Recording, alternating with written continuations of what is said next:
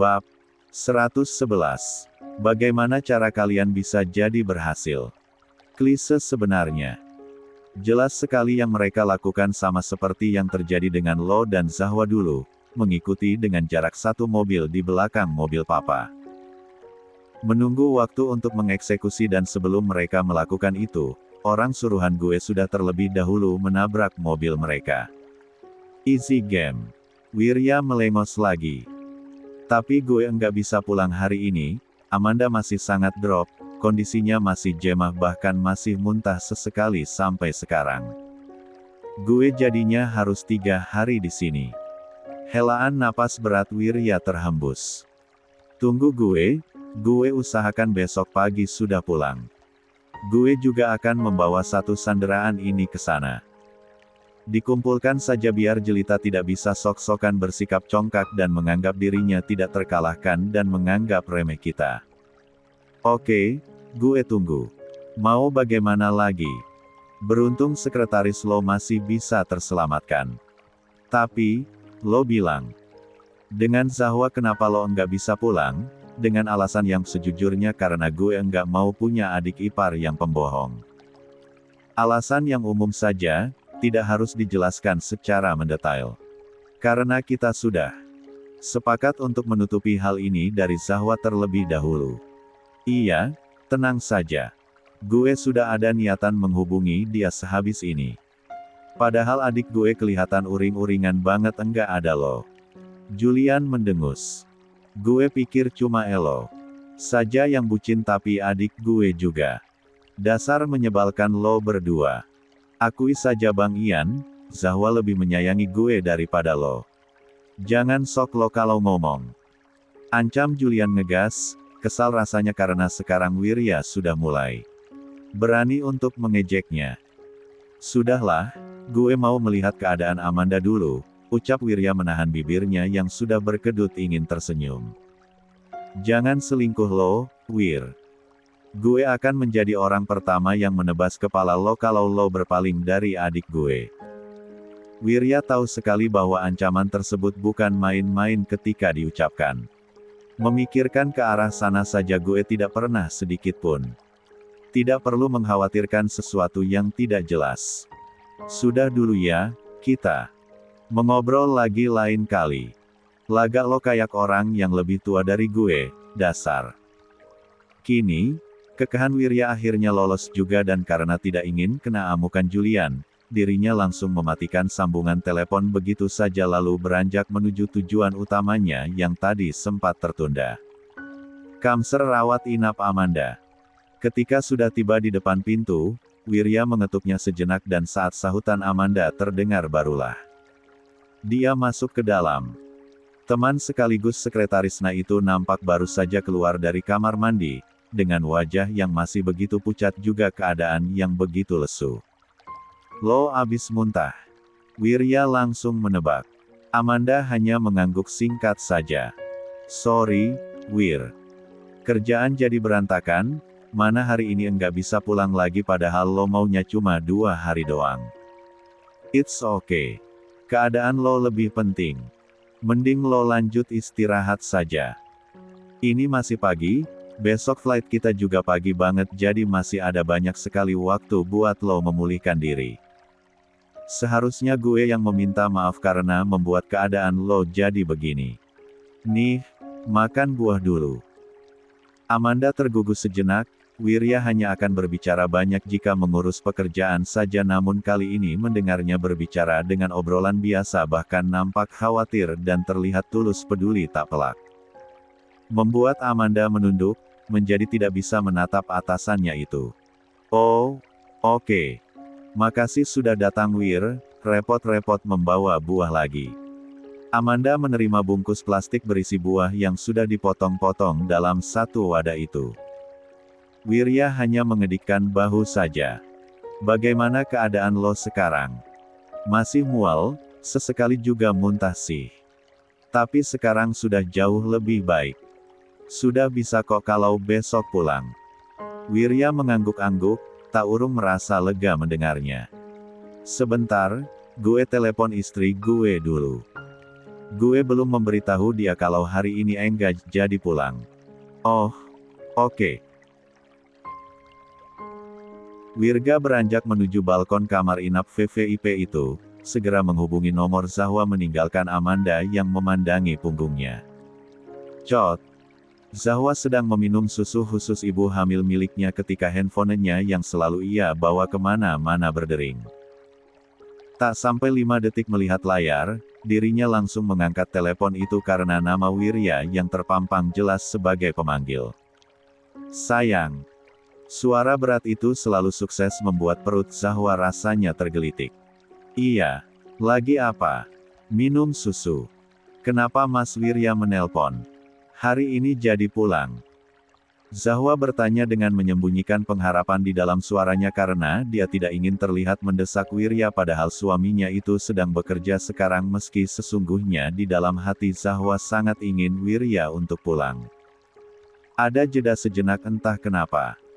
Maaf ya, aku ternyata nggak bisa pulang sekarang. Besok pagi aku pastikan pulang kok.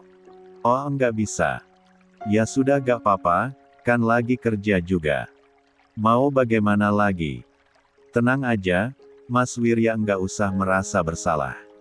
Dan Zahwa langsung menjawab demikian meski hatinya merasa kecewa.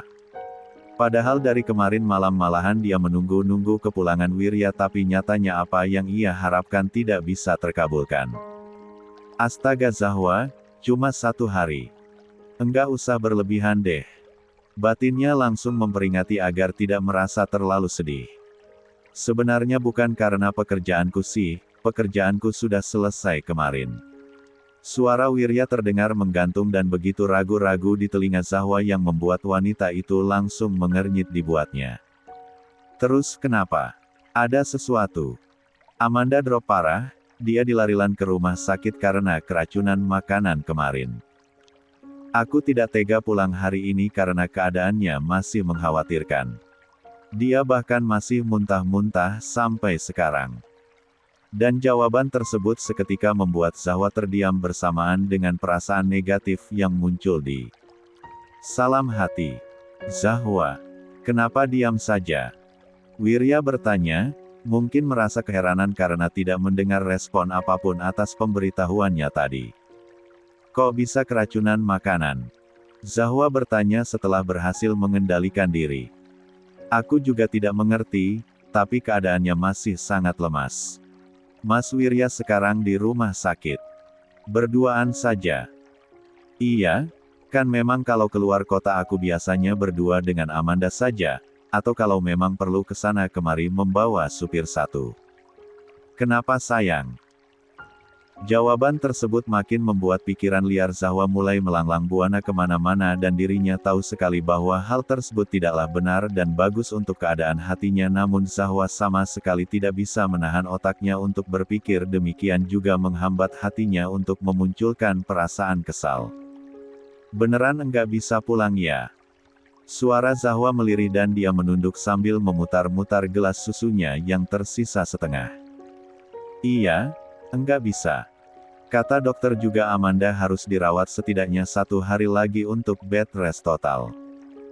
Kok bisa-bisanya keracunan sih? Mas Wirya pastikan makan malamnya di restoran mewah. Masa makanan yang disajikan bisa sampai membuat keracunan? Jeda lagi. Maaf ya. Mendengar Wirya yang hanya mengucapkan hal tersebut tanpa penjelasan yang berarti membuat kekesalan Zahwa makin membesar. Iya deh, mau bagaimana lagi, jawabnya setengah hati. Besok pagi sudah pulang kok. Iya, Zahwa hanya bisa merespon demikian meski bibirnya sudah mencebik mengekspresikan rasa sebal.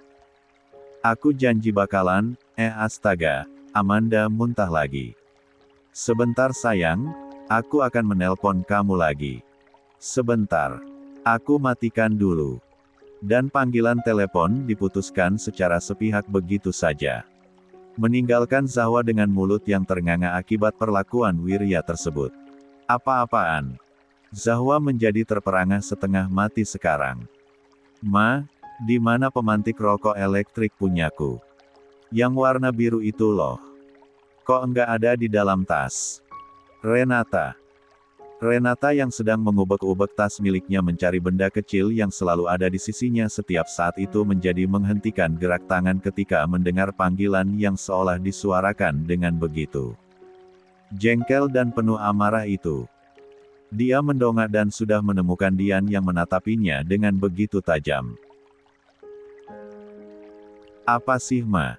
ujarnya menjadi begitu jengkel. Kesal sekali rasanya melihat sejenis tatapan yang Dian layangkan itu setiap hari.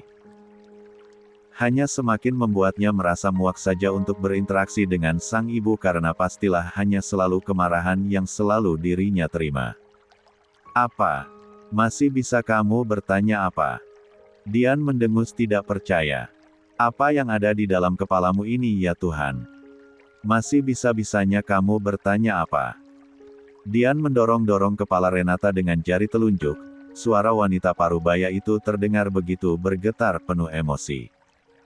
"Kamu baru keluar dari rumah sakit dan yang kamu cari pertama kali adalah pemantik rokok." "Yang benar saja Renata. Berisik banget sih. Enggak malu apa dilihati orang-orang. Baru aja keluar dari kamar inap." Renata menyahut tidak kalah emosinya. Pelototan tajam dibalas dengan tatapan yang sama dan suara tinggi Dian ia balas dengan lebih keras lagi.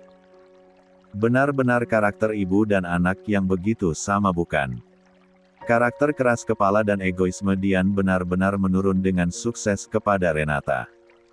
"Ya kamu pikir sendiri saja Renata. Bagaimana Mama tidak marah melihat kelakuan kamu yang tidak ada kapok-kapoknya ini? Kalau tidak ada Adrian yang kemarin kebetulan datang ke rumah, kamu pikir bagaimana nasib kamu?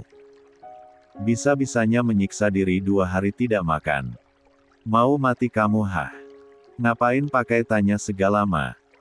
Bukannya itu hal yang tidak perlu dipertanyakan lagi ya, Renata?" Kini, suara Dian menggelegar 2 kali lipat lebih keras. Sampai-sampai orang-orang yang ada di sepanjang lorong rumah sakit yang kebetulan ramai karena masih siang hari langsung menoleh penasaran juga terkejut ke arah mereka.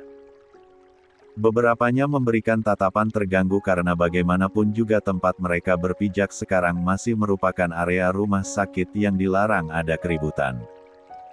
"Berani-beraninya kamu mengatakan hal seperti itu?" Dian semakin keras mendorong-dorong kepala Renata membuat wanita itu hanya bisa menatap sang ibu dengan wajah yang mengeras juga memerah. Tak gentar sedikit pun meski rasanya hatinya semakin remuk karena perlakuan Dian yang begitu merendahkannya ini. "Memangnya salah ya ucapanku? Kemarin-kemarin aja Mama cuma diam aja tuh aku melakukan apapun. Katanya enggak mau peduli lagi. Sekarang apa-apaan kok tiba-tiba aja marah begini? Serba salah. Maunya apa sih?" Dian menarik kasar tangan Renata hingga membuat wanita itu langsung terhuyung-hutung mengikuti langkah Dian yang lebar-lebar. Ibunya itu membawanya kembali memasuki kamar inap yang baru saja mereka tinggalkan tadi. "Kamu ini, ya Tuhan, apa benar kamu ini anakku Renata?" Dian sudah nampak begitu geram bahkan jarinya yang sedang menunjuk Renata saja saking besarnya emosi yang dirinya tahan sampai bergetar. "Kamu sudah melakukan sebuah kesalahan fatal, bukannya memperbaiki malahan makin menjadi-jadi. Kamu benar-benar ingin mati. Benar-benar ingin menghilangkan anakmu sendiri yang bahkan tidak salah apa-apa. Kamu yang berbuat salah, mengapa dia yang menjadi korbannya? Mama diam kemarin karena sudah lelah sekali, tidak tahu lagi bagaimana cara menghadapi kamu. Tapi sekarang, Mama bertanya sekali lagi, sampai kapan kamu ingin hidup sekacau ini hah? Apa kamu tidak lelah menyiksa diri kamu sendiri?" Tangan Renata mengepal kuat, saking kuatnya sampai terasa kebas area telapak tangannya. Bola matanya yang memerah dan bergetar menatap lurus Dian. "Aku hidup juga buat apa? Bisnisku kacau, namaku sudah buruk di hadapan semua orang. Anak ini juga tidak aku inginkan karena lelaki brengsek yang membuat aku begini juga tidak menginginkannya dan malahan membuangku begitu saja. Tapi entah kenapa akhir-akhir ini dia kembali dengan bodohnya mau memperumit hidup padahal dia pergi pun aku tidak lagi peduli. Dan Ma, Renata melengos meremehkan. Jangan sok suci begitu, apa Mama tidak sadar kesalahan Mama dulu? Jangan berani-beraninya melimpahkan kesalahan begitu kepadaku. Mama juga bukan orang yang suci. Dian nampak terbungkam sejenak akibat dari ucapan terakhir Renata yang terasa menusuk ulu hatinya dengan begitu tepat itu. Tapi setidaknya Mama mencoba untuk menyambung hidup dengan benar, tidak seperti kamu yang menolak untuk bangkit. Masih ada harapan, Renata. Kamu masih hidup bahkan diberi titipan sebuah nyawa begini saja sudah merupakan dari harapan dan kesempatan untuk kamu bisa memperbaiki hidupmu. Bukankah lebih baik berjuang menuju ke arah yang lebih baik karena setidaknya ada hasil berupa pilihan yang baik daripada menolak untuk berjuang yang jelas-jelas hasilnya pastilah kehancuran. Mama berbicara si enak. Mama tahu apa hah? Aku yang ujung-ujungnya akan menjalaninya. Mama tahu itu susah. Maka yang harus pertama kali kamu lakukan adalah mengakui kesalahanmu sendiri. Hancurkan bongkahan batu yang ada di dalam hatimu ini Renata. Dengan suara yang seolah sedang menahan tangis, Dian menepuk dada Renata begitu frustrasi yang seketika membuat wanita itu berubah kaku wajahnya. Sama sekali tidak menyangka satu-satunya orang tua yang tersisa di hidupnya yang biasanya berwatak keras itu, nampak seputus asa ini, bagaimana bisa anak Mama memiliki ego yang setinggi ini hah? Jangan menjadi manusia sombong, Renata. Sikap buruk itu menghancurkan kamu, nak. Mengakui kesalahan bukan berarti membuat diri kamu lemah. Mengakui kesalahan malahan membuat hati kamu menjadi lebih damai dan akan membuat kamu lebih menerima keadaan. Tolong dicoba maka hidup kamu tidak akan menjadi begini. Harapan itu pasti selalu ada untuk seseorang yang berusaha untuk memperbaiki hidupnya. Ada keheningan yang panjang ketika Dian menyelesaikan ucapan yang untuk pertama kalinya ia ucapkan kepada anaknya sendiri dengan begitu serius dan jujur, menurunkan ego yang juga begitu besar dan sulit untuk ia taklukkan. Susunan kalimat yang selama ini hanya tertahan di hatinya saja karena sama seperti Renata, hatinya juga sekeras itu. Sangat sulit untuk mengakui kekalahan dan kesalahan. Belum terlambat, Renata. Mulai sekarang berusaha untuk hidup lebih baik, Mama hanya cuma punya kamu seorang di dunia ini. Tidakkah kamu sadar akan hal itu? Suara Dian berubah begitu melirih, yang hanya semakin membuat tenggorokan Renata rasanya makin tercekat saja. Terima saja Adrian. Bukankah lebih baik jika anakmu memiliki ayah? Tidak ada anak yang mau orang tuanya tidak lengkap, Renata. Demi kebaikan anakmu sendiri dan juga demi kamu juga. Serius Ma. Mama meminta aku menerima Adrian. Mama lupa kemarin dia hanya memanfaatkan aku saja bahkan juga mencampakkan aku ketika aku meminta pertanggungjawabannya. Dia hanya hilang akal saja Ma kembali datang dan memaksa aku untuk menerimanya kemarin-kemarin itu. Jika dia sudah sadar, dia pasti akan kembali mengatai aku bodoh karena termakan rayuannya. Oh, atau mungkin juga ada alasan terselubung di balik sikap anehnya ini sama seperti dulu. Jangan mudah termakan rayuannya Ma. Tapi kenapa Mama melihatnya tidak begitu, nak? Dia yang menemani kamu setiap hari di rumah sakit. Dia bahkan terlihat luar biasa panik ketika menunggu kamu diperiksa dokter lalu juga nampak kalut ketika bersama Mama mendengarkan penjelasan dokter tentang keadaan anak kalian yang mengkhawatirkan. Sikapnya sama-sama keras seperti kamu, tapi Mama pikir, dia menyesal dan ingin memperbaiki hubungan dengan kamu makanya memaksa kamu untuk kembali dengannya. Adrian hanya tidak tahu bagaimana cara mengungkapkannya saja. Yang Mama tangkap malahan begitu Renata. Orang yang dengan ego tinggi seperti kalian bahkan juga Mama cenderung melakukan hal yang tidak sesuai dengan keinginan hati padahal maksud dia bertindak bukan untuk menyakiti, dia hanya tidak tahu mengungkapkannya bagaimana karena terhalang gengsi. Liakan. Jika tidak, mengapa dia harus repot-repot memaksa bukan? Padahal kamu sudah menyuruhnya untuk pergi berulang kali namun Adrian tidak mau. Kali ini, Renata kembali membisu namun ada yang berubah dari ekspresi keras wajahnya. Ma, hati aku sakit. Aku sudah terlanjut terluka. Begitu sulit untuk mengatakan ini, dada Renata bahkan sudah kembang kempis karena menahan gumpalan emosi lain yang selama ini hanya tersembunyi di dalam dada. Aku tahu aku ini wanita yang luar biasa buruk tapi perasaanku dulu untuknya tulus tapi dia, suara Renata mengecil, tidak mampu lagi melanjutkan kata. Tapi dia malahan begitu denganku, merendahkanku lebih dari sampah. Mama pikir aku bisa kembali dengannya. Renata, Dian berubah terhenyak luar biasa, untuk pertama kalinya melihat sang anak yang terlihat begitu rapuh seolah baru saja melepaskan topeng yang selama ini dirinya pakai membuat setetes air matanya menjadi terjatuh begitu saja. Aku tidak mau dibodohi lagi, Ma. Sudahlah, aku lelah. Ayo cepat pulang, aku sudah muak sekali melihat ruangan ini.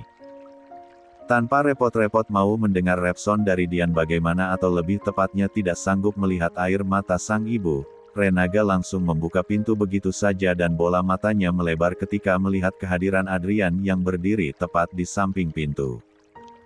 Nampak sama-sama terkejut ketika saling bersitatap. Sial.